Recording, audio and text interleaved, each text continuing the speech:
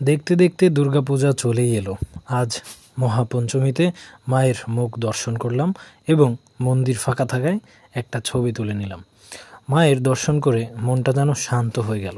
আসলে বোয়ালমারী বাজারের মন্দিরের যেই পূজাটা হয় এটা আসলে অনেক বড় একটা আয়োজন করা হয় প্রতি বছরই, এবং এখানে যেই ঠাকুরটা বানানো হয় সেটা মূলত খুবই ইউনিক হয়।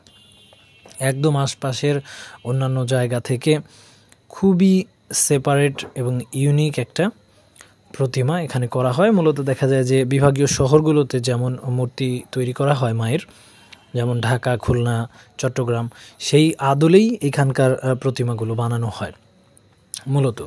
তো দুর্গাপূজাতে বোয়ালমারীতে অনেক মানুষ হয়। এটা ফরিদপুর জেলার বোয়ালমারী পৌরসভার বোয়ালমারী বাজারেরই পূজা।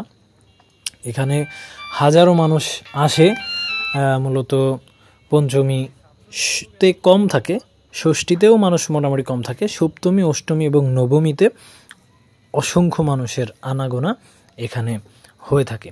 তো আপনারা যারা ফরিদপুর জেলা থেকে আমাদের ভিডিওটি দেখছেন অবশ্যই কমেন্টের মাধ্যমে জানাবেন। জয় মা দুর্গা।